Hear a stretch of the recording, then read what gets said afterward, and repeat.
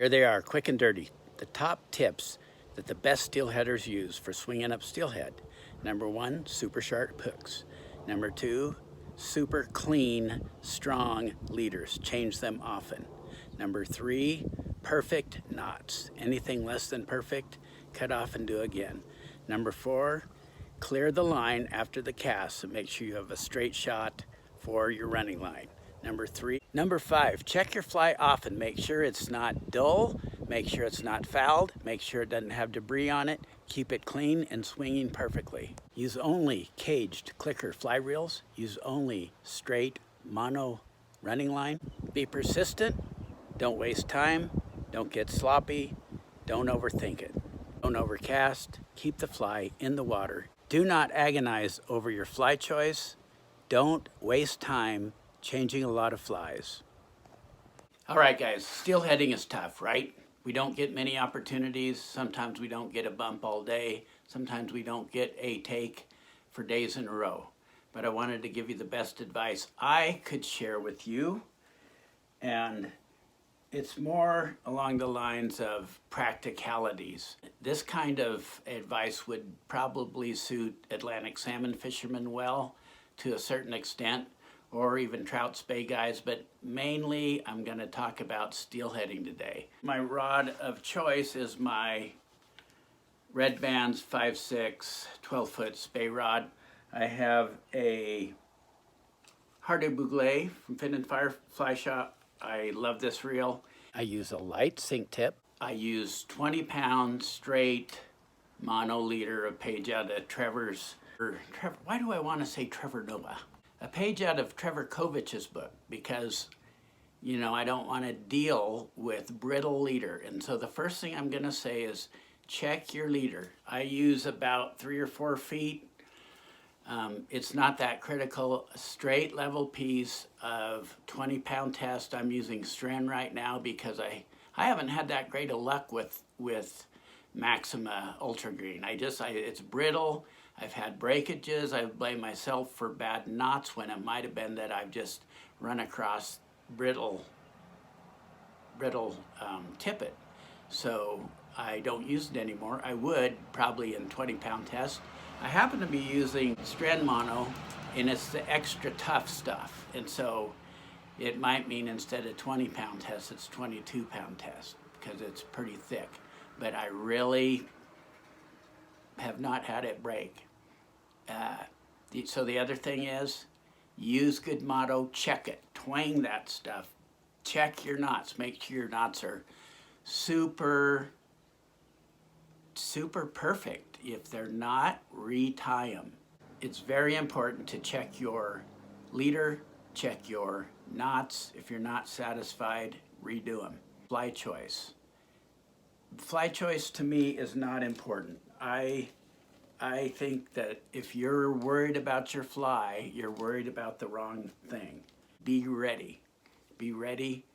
If you don't know what fly to use, just use something tried and true for the region. If you don't know what fly to use a hobo spay. Black is a great color.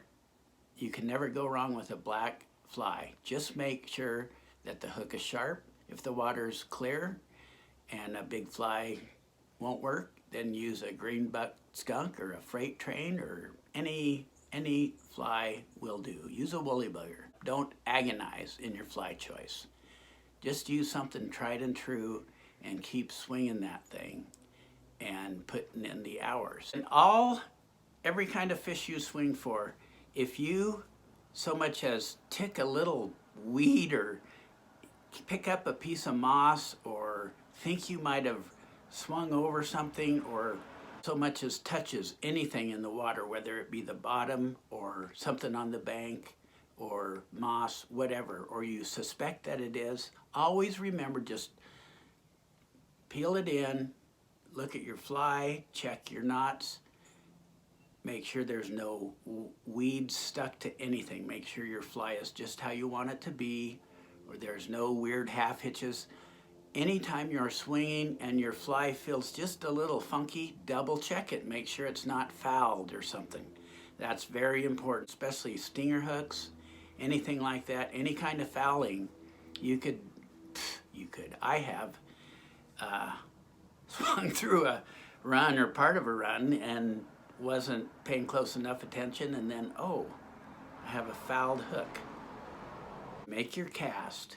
First thing you do is double check and make sure that your fly line, your running line, especially if it's plastic running line, is not fouled around the butt of your rod or your reel or a guide.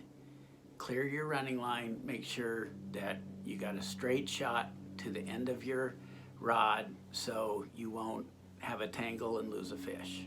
You know what I mean?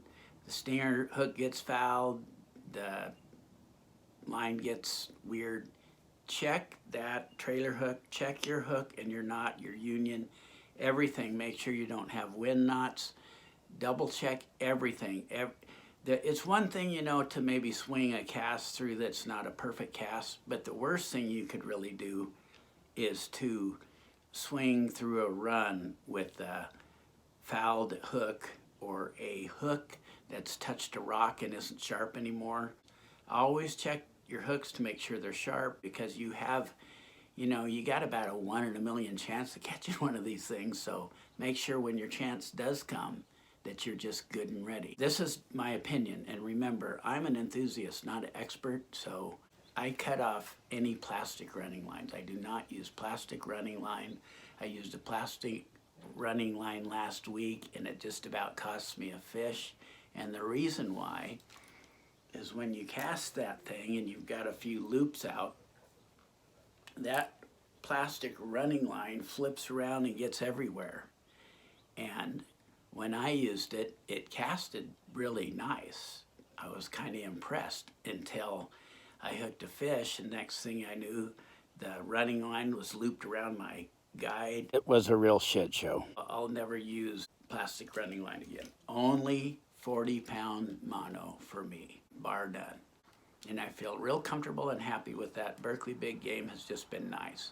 But if it gets kinked or crinked, or if there's any question about your running line, if it's twisty, make sure to take the time to stretch it, soak it in water overnight, whatever you have to do, you know, unless it's floating mono, if they make that. But make sure that it's not kinked or coiled. You know, it's a bummer enough if it coils and costs you a few feet on a cast, and then you got a knot you got to untangle. But the worst part of it is if it fouls and gets around your guide or the butt of your rod, or causes a crow's nest and you get a fish hooked, then you're basically SOL, and we want to have every opportunity. As far as reels go, for my applications, I just prefer a caged clicker. No drags for me, but I prefer no drags, no regular fly reels, a caged clicker, mono running line, period. End of story. Confidence is highly overrated, because if you've never caught one, how do you know you're gonna catch one? Persistence is what makes a good steelhead fisherman. It's all about the presentation. And what's presentation mean? Presentation just means that we're swinging a fly in front of a fish close enough for it to attract it and attack it. That you just offer the fish a fly at a pace that attracts it and that it can see it. Don't overthink it. Don't agonize about stuff that doesn't matter. You can agonize after you've missed the fish, but don't agonize over your fly and that kind of stuff. Try to stay reasonably focused. Don't get sloppy. Keep doing the process. Don't be too hard on yourself. You're not doing anything wrong, most likely. Be persistent. Don't waste time. Cover the runs. Cover the water. Don't agonize. Don't doubt yourself. You're probably not doing anything wrong. You're probably just swinging over water that might not have a fish in it. That's part of the game. Stay after it, day after day, hour after hour, and you'll get confidence when you hook a fish. And it will happen if you're persistent.